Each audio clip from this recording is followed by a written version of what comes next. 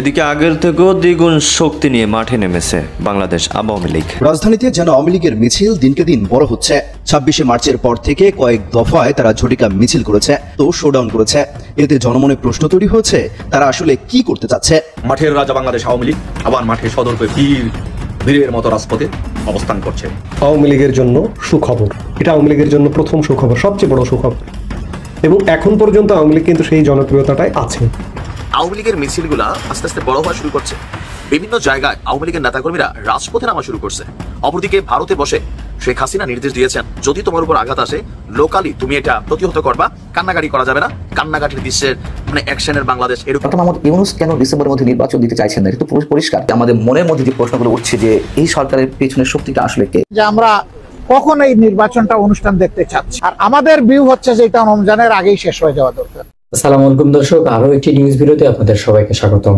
দর্শক, বর্তমান বাংলাদেশের এমন একটা পরিস্থিতি এসেছে যে একদল নির্বাচন নিয়ে দৌড়াচ্ছে, আবার আরেক দল নির্বাচন যেন পিছিয়ে দেওয়া হয় সেটা নিয়ে কাজ করতেছে, আবার আর একদল নিজেদের দলটাকে যেন শক্তিশালী করা হয় সেই দিক দিয়ে মনোযোগ দিচ্ছে। কিন্তু দর্শক, হঠাৎ করেই জামাতের আমির ডক্টর শফিকুর রহমান এমন একটি কথা বলেছে, তার এই কথাতে এমন একটি মতামত জাতির সামনে তিনি প্রকাশ করেছে যে এই মতামতটা নিয়ে কিন্তু বর্তমান সময়ে অনেক বেশি সমালোচনা হচ্ছে, অনেক বেশি আলোচনা ঝড় বয়ে যাচ্ছে জামাতে ইসলামকে নিয়ে। ভিডিওটা কিন্তু সব মিলে অনেক বেশি গুরুত্বপূর্ণ হতে যাচ্ছে। ভিডিওটির মধ্য থেকে আপনারা অনেক ইম্পর্টেন্ট তথ্য পাবেন। সো দর্শক, আমি আপনাদেরকে রিকোয়েস্ট করবো আপনারা কিন্তু ভিডিওটি একটু স্কিপ করবেন না, সম্পূর্ণ ভিডিওটি দেখার চেষ্টা করবেন। ভিডিওর শুরুতে আপনাদেরকে যেই সমস্ত প্রতিবেদন দেখানো হয়েছে, যেই সমস্ত শিরোনাম আপনাদেরকে দেখানো হয়েছে, সেই সম্পূর্ণ ভিডিওগুলো কিন্তু এখন একটার পর একটা প্লে করা হবে। সো আপনারা কিন্তু ভিডিওটি একটু স্কিপ না করে সম্পূর্ণ দেখার চেষ্টা করবেন। হঠাৎ করে গত 2 দিন থেকে আপনি দেখেন কিছুটা দৃশ্যপট পরিবর্তন হওয়া শুরু হয়েছে না? আওয়ামী লীগের মিছিলগুলা আস্তে আস্তে বড় হওয়া শুরু করছে। বিভিন্ন জায়গায় আওয়ামী লীগের নেতাকর্মীরা রাজপথে নামা শুরু করছে। অপরদিকে ভারতে বসে শেখ হাসিনা নির্দেশ দিয়েছেন, যদি তোমার উপর আঘাত আসে লোকালি তুমি এটা প্রতিহত করবা, কান্নাকাটি করা যাবে না। কান্নাকাটির দৃশ্যের অ্যাকশনের বাংলাদেশ, এরকম নির্দেশনা তিনি দিচ্ছেন। এর মাঝখানে আজকে ঢাকা 18 আসন, বিমানবন্দর, আরো বিভিন্ন জায়গায় আমরা বেশ কিছু ঝটিকা মিছিল দেখতে পাচ্ছি। তবে মিছিলগুলোর সাইজ পরিবর্তন হচ্ছে। সরকার আবার সেই মিছিলে যাদের চেহারা দেখতে পাচ্ছে তাদেরকে কিন্তু গ্রেপ্তারও করছে। আর তারপরেও নেতারা বিদেশে থাকলেও কর্মীরা দেশে পরিস্থিতি বদলানোর জন্য সর্বোচ্চ চেষ্টা করছে। শেখ হাসিনা আসবে, বাংলাদেশ হাসবে, এই ব্যানারে রাজধানীর বিমানবন্দরে বিক্ষোভ মিছিল করেছেন আওয়ামী লীগ এবং এর অঙ্গ সংগঠনের নেতা কর্মীরা। সকাল 6:30টার দিকে, একদম ভোরবেলায় করছে, যে টাইমে মানুষ ওঠে না, শুক্রবার দিন রিল্যাক্সে আরামে এসে উঠবে, ওই টাইমটাই। তো 6:30টার দিকে উত্তরা 4 নম্বর সেক্টরের রেলগেট সংলগ্ন কসাইবাড়ি থেকে বিমানবন্দর পর্যন্ত এই বিক্ষোভ মিছিলটি করা হয়েছে। ঢাকা 18 আসনের আওয়ামী লীগ এবং অঙ্গ সংগঠনের ব্যানারে বিক্ষোভ মিছিলটি করা হয়। আর এই ভিডিওতে দেখা যায় উত্তরখান থানা আওয়ামী লীগের সাধারণ সম্পাদক যিনি আছেন মিলন মিয়া, তিনি নেতৃত্ব দিয়েছেন। বিক্ষোভে বলা হচ্ছে জয় বাংলা জয় বঙ্গবন্ধু, যেটা আওয়ামী লীগের ডায়লগ। শেখ হাসিনার ভয় নাই, রাজপথ ছাড়ি নাই, কে বলে মুজিব নাই, মুজিব সারা বাংলা, মানে যেই স্লোগানগুলো জনপ্রিয় ছিল সেগুলো। তো এই যে অবস্থা, এটা নিয়ে আবার আওয়ামী লীগকে নিষিদ্ধকরণের দাবিতে আজকে আমরা রাজপথে প্রতিবাদ এবং বিক্ষোভ মিছিল দেখেছি। যে না, আওয়ামী লীগের ভাই চিরতরে শেষ করে দিতে হবে। তবে চাইলেই কি শেষ করা যায়? এই দেশের রাজনৈতিক দলগুলোকে চাইলেই শেষ করা যায় না। তার সবচেয়ে বড় জ্বলন্ত প্রমাণ এবং উদাহরণ হচ্ছে বাংলাদেশ জামাত ইসলাম। আবার এই দেশের মানুষ যে কোনো ভিলেন রে বা অপরাধীদের একটা সময় গ্রহণ করে নেয়, তারও একটা উদাহরণ হচ্ছে জামাত ইসলাম। 71 পরবর্তী জামাতের পরিস্থিতির পরিণতি, আর আজকের দিনে জামাতের যেই পজিটিভ ভাইব তৈরি করা তারা মানুষের সামনে আসছে। এখন এই উত্থানের পিছনে আবার অনেক স্টোরি আছে, তারা অনেকটা বদলাইছে নিজেদেরকে। প্লাস হচ্ছে আপনার কি বলা হয়, যে ধরেন সবকিছু মিলাইয়া একটা পজিটিভ অবস্থা তৈরি করছে মানুষের কাছে। এখন আওয়ামী লীগের এই বিক্ষোভ মিছিলগুলা, এই ঝটিকা মিছিলগুলো একটা বার্তা তো দিচ্ছে যে আওয়ামী লীগ এখনো ঘুমায় নাই। কিন্তু এই মিছিলগুলোর পরবর্তী আবার যা যা ঘটে সেটাও কিন্তু আমরা ক্যামেরাতে দেখি না, আমরা শুধু মিছিল দেখি। মিছিলের পরে এই যে যারা ফ্রন্ট লাইনে থেকে নেতৃত্ব দেন তাদেরকেও কিন্তু খুঁজে খুঁজে গ্রেপ্তার করে আইন শৃঙ্খলা বাহিনী, পুলিশ। কেন? কোনোভাবেই আওয়ামী লীগকে রাজপথে থাকতে দেওয়ার অবস্থান কিন্তু এই মুহূর্তে বাংলাদেশে সরকার বলেন, রাজনৈতিক দলগুলো বলেন, ব্লা ব্লা ব্লা, নির্বাচনের আগে এটা কেউই চায় না। তবে আওয়ামী লীগ কখনোই নিশ্চিন্ন হবে না, আবার এত তাড়াতাড়ি রাজপথে ফিরেও আসবে না। কাফফারা দিতে হবে, যা ঘটছে সেটার কাফফারা দিতে হবে। তবে আওয়ামী লীগের নেতাকর্মীরা মনে করেন তারা সরি বলবেন না। কেন? যা ঘটছে একটা ম্যাটিকুলাস প্ল্যানে ঘটানো হয়েছে, আর এগুলার খলনায়ক তারা। আবার সরকার মনে করে, জনগণের একাংশ মনে করে আওয়ামী লীগ যা করছে এদের প্রকাশ্যে ক্ষমা চাওয়া উচিত, তারপরে রাজনীতিতে প্রত্যাবর্তন করা উচিত। থিঙ্কিং আপনা আপনা, জনগণ কোন দিকে যাবে সময় বলে দেবে। একজন সমন্বয়ক আব্দুল্লাহ হিল বাকি এনসিপির গোমর ফাঁস করে দিলেন। ফেসবুকে একাধিক পোস্টে এনসিপি এবং সমন্বয়কদের সম্পর্কে তিনি যা লিখলেন সেটা রীতিমতো রোমহর্ষক। আব্দুল্লাহ আল বাকির এই পোস্ট বলে দেয় এনসিপি সঠিক পথে নেই, তারা নানা রকমের কুকর্মের সঙ্গে জড়িত। নিজেরাই যখন নিজেদের সমালোচনা ফেসবুকে সামনে নিয়ে আসছেন তখন অন্যদের আর সমালোচনা করার প্রয়োজন হচ্ছে বলে মনে হয় না। কি লিখলেন আব্দুল্লাহ হিল বাকি? এনসিপির কোন গোমর ফাঁস করে দিলেন? তিনি ফেসবুকে এনসিপি সম্পর্কে যা লিখলেন সেটা যদি আমলে নেওয়া যায় তাহলে এনসিপির ভবিষ্যৎ যে অন্ধকার সেটা স্পষ্টই বলা যায়। সমন্বয়কদের মধ্যেই যে ভাগ বাটোয়ারাতে সমস্যা হচ্ছে, তারা যে ঠিকভাবে ভাগ বাটোয়ারা পাচ্ছে না, সেই কারণেই এরকম লেখালেখি এমন আলোচনাও চতুর্দিকে শুরু হয়েছে। বিশেষ করে আব্দুল্লাহ হিল বাকির একটি ফেসবুক পোস্ট রীতিমতো সামাজিক যোগাযোগ মাধ্যমে ভাইরাল হয়েছে এবং সেখানে এনসিপিকে তিনি কাঠগড়ায় দাঁড় করিয়েছেন। তিনি কি লিখলেন চলুন একটু শোনা যাক, আপনারা ফটো কার্ডেও সেটি দেখে নিতে পারেন। তিনি লিখেছেন, এনসিপি নিয়ে কিছু ঘটলে আমাকে মেনশন দেন কেন? আমি কি এনসিপির কোনো নেতা বা মুখপাত্র? দয়া করে এটা না করলে খুশি হব। আমার নিজস্ব স্বাধীন সত্তা আছে, আমার যেটা মন চাই সেটা আমি লিখি, আমি কারো কাছে নিজেরে বর্গা দিই নাই। এনসিপি নিয়ে কিছু ঘটলে আগে তাদেরকে মেনশন দিবেন যারা 90 কোটিপতি, যারা নানান জায়গাতে ফ্ল্যাট কিনতেছে, রিসোর্ট কিনতেছে, চারপাশ ঘিরে রেখে মধু খাচ্ছে। আমার তো ঠেকা পড়ে নাই সবখানে গিয়ে কাউন্টার দিব, ডিফেন্ড করব কোনো দলকে। কোটির নিচে যারা ডিল করে না তাদেরকে গিয়ে বলেন এনসিপিকে ডিফেন্ড করতে। ইউনূস সাহেব নির্বাচনটা দিয়ে ক্ষমতা হস্তান্তরের পর মধু আহরণও শেষ হবে, মৌমাছিরাও উড়াল দেবে। এই পোস্টের পরে এনসিপি নিয়ে কি অন্য কারো আর নতুন কোনো কথা বলার প্রয়োজন রয়েছে? তিনি স্পষ্ট বলেছেন যে 90 কোটিপতি যারা নানান জায়গাতে ফ্ল্যাট কিনতেছে, রিসোর্ট কিনতেছে, চারপাশ ঘিরে রেখে মধু খাচ্ছে, ফ্ল্যাট, রিসোর্ট, জমি জমা, বহু সম্পদের মালিক হচ্ছে এনসিপির নেতারা, এমন কথা তিনি বলেছেন। তিনি বলেছেন যে কোটি টাকার নিচে কোনো ডিলই করে না তারা, অর্থাৎ সর্বনিম্ন টাকা হচ্ছে কোটি টাকা, কোটি টাকার নিচে তারা কোনো ডিল করে না। এই সর্বনাশা পোস্ট যখন আব্দুল্লাহ হিল বাকি করলেন তখন বলাই যায় যে এনসিপির অবস্থা আরও নাজুক হবে। যখন আমরা পয়লা বৈশাখে দেখেছি, পয়লা বৈশাখের আয়োজনে সামনে 50-60 জনকে দাঁড়িয়ে থাকতে, যার মধ্যে 50-এর বেশি সাংবাদিকই দাঁড়িয়েছিলেন ক্যামেরা নিয়ে। আরেকটি পোস্টে আব্দুল্লাহ হিল বাকি লিখেছেন সেটা হচ্ছে, বড় বড় ডিল করার জন্য উপদেষ্টা হওয়া লাগে না, সমন্বয়ক পদটা থাকলেই হলো। এটার সুযোগ লুফে নিয়েছে অনেকেই। সচিবালয়ে বিভিন্ন মন্ত্রণালয়ের অফিসে নিয়মিত হাজিরা দেওয়াটা অনেক সমন্বয়কের রুটিন ওয়ার্কে পরিণত হয়েছিল। সবাই কিন্তু এসবে জড়ায়নি, অনেক সমন্বয়ক এসব থেকে দূরে থেকেছে।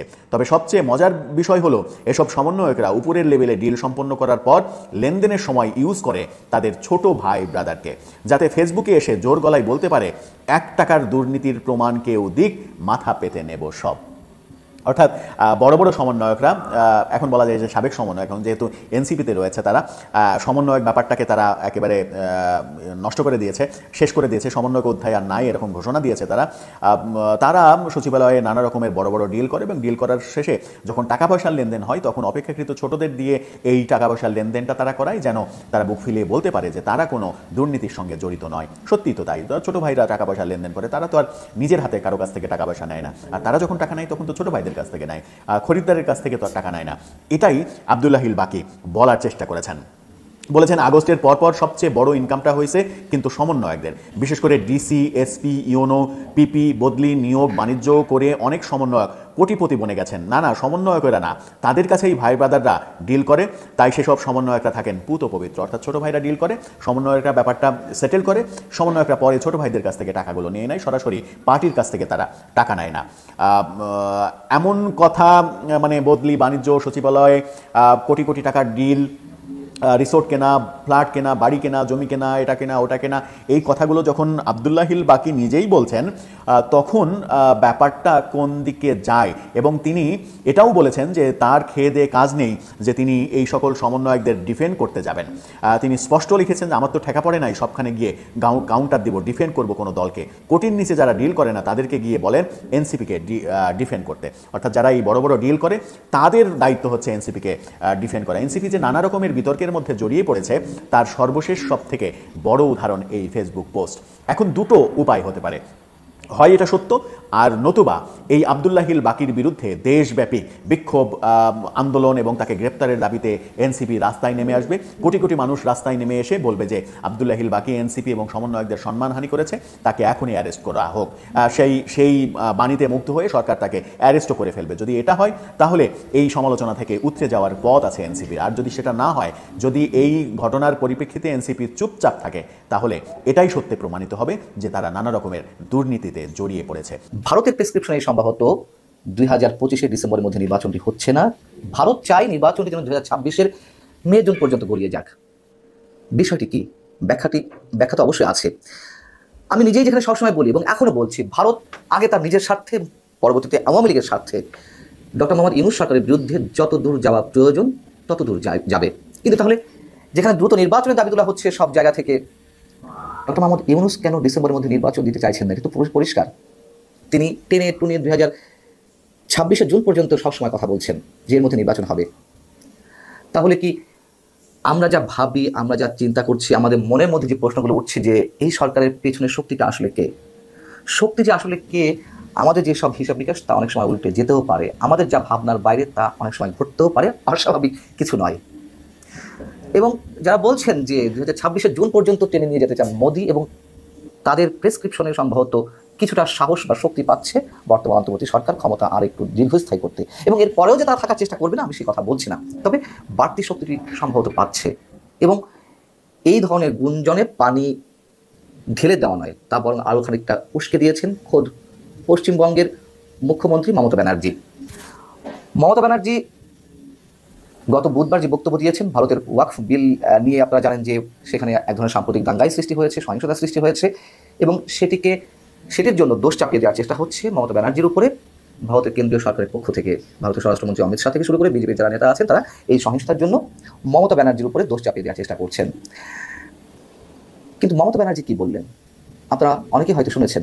মমতা ব্যানার্জি ভারতের মুর্শিদাবাদের যে সহিংসতা, ওয়াকফ বিলকে কেন্দ্র করে মুর্শিদাবাদে এরই মধ্যে সহিংসতায় 3 জন নিহত হয়েছেন, 2 জন হিন্দু ধর্মাবলম্বী, 1 জন মুসলমান ধর্মাবলম্বী। তো অনেক মানুষ, অনেক হিন্দু ধর্মাবলম্বী মানুষরা তারা স্থানান্তরিত হয়েছেন, অন্য জেলা মালদাতে চলে গেছেন।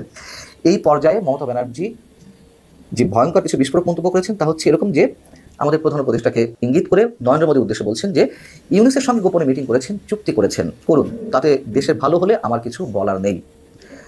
এবং তিনি একথাও বলছেন নরেন্দ্র মোদীর উদ্দেশ্যে, বাংলাদেশের পরিস্থিতি জানেন না, এত তাড়াহুড়ো কী ছিল, পশ্চিমবঙ্গ বাংলাদেশের সীমান্ত লাগোয়া রাজ্য, এবং আমরা আসলেই সত্যিই জানি না ডক্টর মোহাম্মদ ইউনূসের সঙ্গে নরেন্দ্র মোদীর গোপন কোনো কথা হয়েছে কিনা। ভারতের প্রধানমন্ত্রী তিনি বিশেষ কোনো বার্তা আমাদের প্রধান উপদেষ্টাকে দিয়েছেন কিনা যে নির্বাচনে এই বছর না করলেও সমস্যা নেই, আগামী বছর টেনে নিয়ে যান, আমরা জানি না। তবে যে গুঞ্জনগুলো শোনা যাচ্ছে এবং মমতা ব্যানার্জি যে কথাগুলো বলেছেন তার সঙ্গে খানিকটা হয়তো মিলে যায়, আমরা সমীকরণটা মেলাতে পারি। তাহলে নির্বাচন যে জুন পর্যন্ত টেনে নিয়ে যাওয়ার একটা ইচ্ছা অবশ্যই সরকার রয়েছে। এটিও বলে রাখি যে যত দেরিতে নির্বাচন হবে তত কিন্তু আওয়ামী লীগের জন্য ভালো হবে। আওয়ামী লীগের জনপ্রিয়তা বাড়ছে আগের চেয়ে, এটা তো চরম বাস্তবতা। কারোর কাছে এটি ভালো লাগতে পারে, কারোর কাছে এটি খারাপ লাগতে পারে। কেন বাড়ছে সেটি আমি প্রায় আমার কন্টেন্টে বলে থাকি। তো মাঝখান থেকে কী হবে, বিএনপির কপাল পুড়ছে, দিন যত যাবে আবার বিএনপি জনপ্রিয়তা নষ্ট হবে, চারিদিকে যে চাঁদাবাজি চলছে, সন্ত্রাসী কর্মকাণ্ড চলছে, সহিংসতার মতন ঘটনাও ঘটছে, অভ্যন্তরীণ যে সংঘর্ষগুলো চলছে তাতে বিএনপির জনপ্রিয়তা হ্রাস পাচ্ছে। এবং বিএনপি হয়তো চেষ্টা করছে দ্রুত নির্বাচনে, কিন্তু তারা পারছে না। কেন পারছে না, কোথায় তাদের দুর্বলতা, এই প্রশ্নটি আমি সবসময় তুলছি।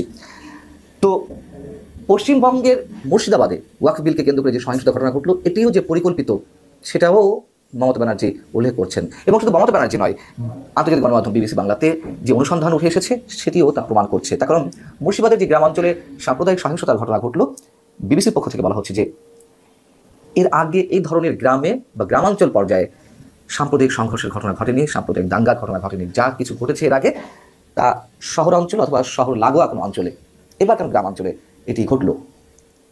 এবং ভারতের বিভিন্ন গোয়েন্দা সূত্র ধরে মুর্শিদাবাদের স্থানীয় পর্যায়ের নেতারাও বলছেন যে বাইরে থেকে কোনো সংগঠন বা কিছু ব্যক্তি এসে কি গ্রামীণ এলাকার এই সম্প্রীতির আবহাওয়ায় চির ধরিয়েছে, এমন প্রশ্নের উত্তরে তারা নানান ধরনের সন্দেহ প্রকাশ করেছেন এবং বলছেন যে সেটি ঘটেছে। এবং ওই যে বলছিলাম যে কেন 2026 জুন পর্যন্ত টেনে নিয়ে যেতে চান নরেন্দ্র মোদী বাংলাদেশের নির্বাচনটিকে। এর আগে অনেকবার দেখা গেছে যে বিজেপি তার ভোট ব্যাংকের জন্য সবসময় সাম্প্রদায়িক দাঙ্গা ইস্যুগুলোকে কাজে লাগানোর চেষ্টা করেছে, সেটি তার নিজ দেশের মধ্যে, সেটি বাংলাদেশের ক্ষেত্রেও আমরা দেখেছি।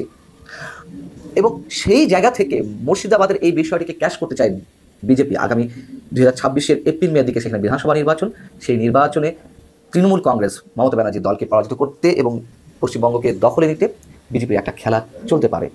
এবং বাংলাদেশের যে বিভিন্ন পর্যায়ে আমরা মৌলবাদী আস্ফালনের একটি বিষয় দেখছি, জঙ্গিবাদ মাথা চালা দেওয়ার একটা সুযোগ তৈরি হওয়ার ক্ষেত্র আমরা দেখছি, সেটিকে কাজে লাগাতে চায় নরেন্দ্র মোদী। এবং আমরা কমিটমেন্ট বলেছি যে অলরেডি আমরা ডেমোক্রেটিক নর্মসের উপরে কমিটমেন্ট। আমরা আমাদের দলের ভিতরে গণতন্ত্র চর্চা করি এবং আমরা একই গণতন্ত্রের চর্চা করতে চাই। এর জন্য আমাদের যা করণীয় তাই আমরা করব। উদাহরণস্বরূপ আমরা বলেছি যে প্রত্যেকটা ক্রেডিবল ইলেকশনে আমরা অংশগ্রহণ করেছি, কম হোক বেশি হোক সংসদের ভিতরে আমাদের সংসদ সদস্য ছিলেন। At the same time election যখন বাংলাদেশে একবার মৃতপ্রায় হয়ে গিয়েছিল এরশাদ সাহেবের সময়, তখনকার আমির অধ্যাপক গুলাম আজম সাহেবই ইলেকশনকে জীবন ফিরিয়ে দিয়েছিলেন কেয়ারটেকার সরকারের ফর্মুলা প্রস্তাবনার মাধ্যমে, যেটা পরবর্তী পর্যায়ে বাংলাদেশের সংবিধানে অন্তর্ভুক্ত হয়েছিল। কিন্তু দুঃখজনকভাবে আওয়ামী লীগ এসে দলীয় স্বার্থে এটাকে সংবিধান থেকে নির্বাসনে পাঠিয়ে দিয়েছিল। এখন আবার সারা জাতি এটি চাচ্ছে এবং আশা করি আমরা এটা আবার পুনঃপ্রতিষ্ঠিত হবে। আমরা আগামী নির্বাচনটা পিআর ভিত্তিতে করতে চাই, যেটা ইতিমধ্যেই আমরা বলেছি, আপনারা জানেন। কেন চাই সেটাও আমরা বলেছি, আপনারা জানেন, নতুন করে বলার দরকার নেই। তারা শুধু এতটুকু জানতে চেয়েছেন যে আমরা কখন এই নির্বাচনটা অনুষ্ঠান দেখতে চাচ্ছি। আমরা বলছি যে সরকারের প্রধান উপদেষ্টা বলেছেন যে তিনি এই বছরের ডিসেম্বর অথবা আগামী বছরের জুনের মাধ্যমে ইলেকশন দেবেন। আমরা তার কমিটমেন্টে তিনি ঠিক আছেন এটা দেখতে চাই। আর আমাদের ভিউ হচ্ছে যে এটা রমজানের আগেই শেষ হয়ে যাওয়া দরকার। ওই জুন পর্যন্ত অপেক্ষা করলে তখন বর্ষা, ঝড়, ঝাপটা, বিভিন্ন ধরনের প্রাকৃতিক দুর্যোগ আসবে, তখন আবার ইলেকশনটা অনিশ্চিত হয়ে যাওয়ার আশঙ্কা দেখা দিবে। আমরা এই জন্য চাচ্ছি ওই আশঙ্কার আগেই, রমজানের আগে যাতে এটা হয়ে যায়, আমরা সেটা আমাদের মত। আমরা বলেছি যে এরকম